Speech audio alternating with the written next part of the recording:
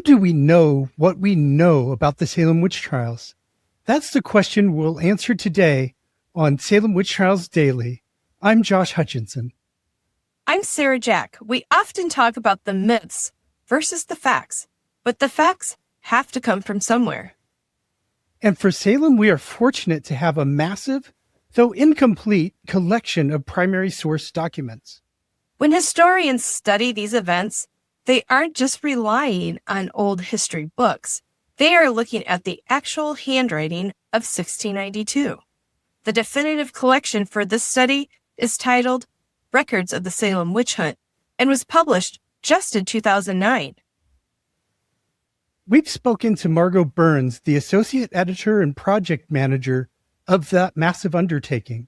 She told us that it took a team of 12 scholars over 10 years to locate, organize, and transcribe all of these documents.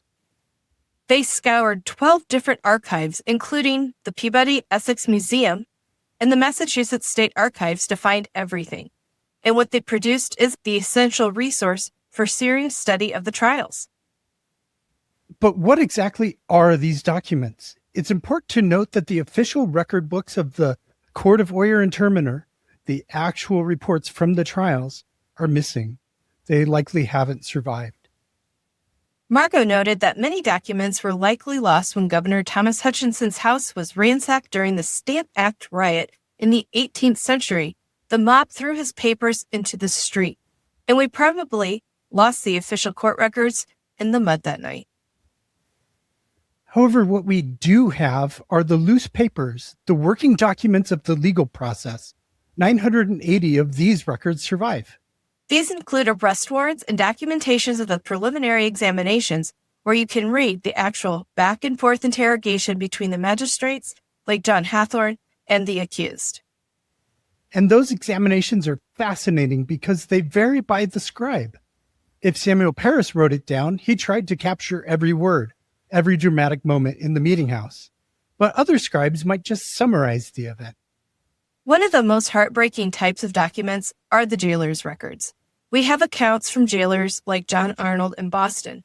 These lists tell us exactly when someone was booked, when they were released, or if they died in custody.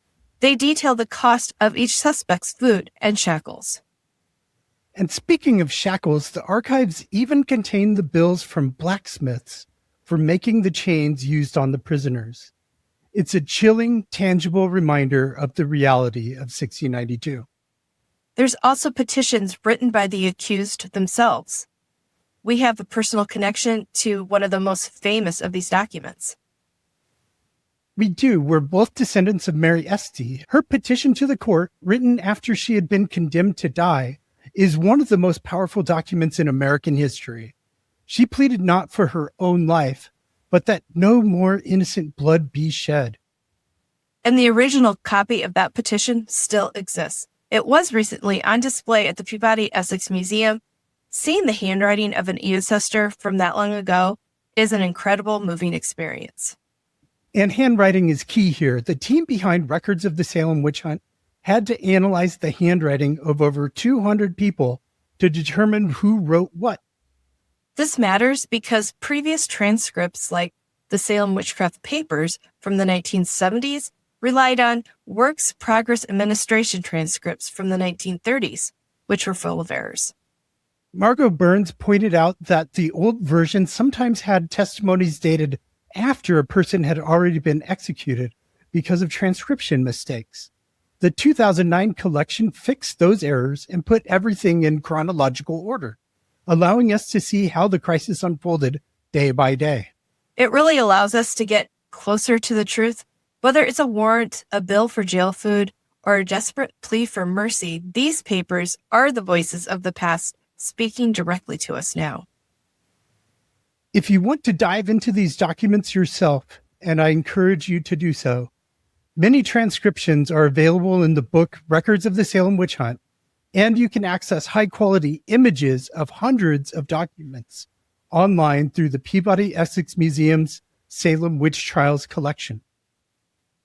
Join us again tomorrow when we discuss the surprising Swedish connection to the Salem Witch Trials.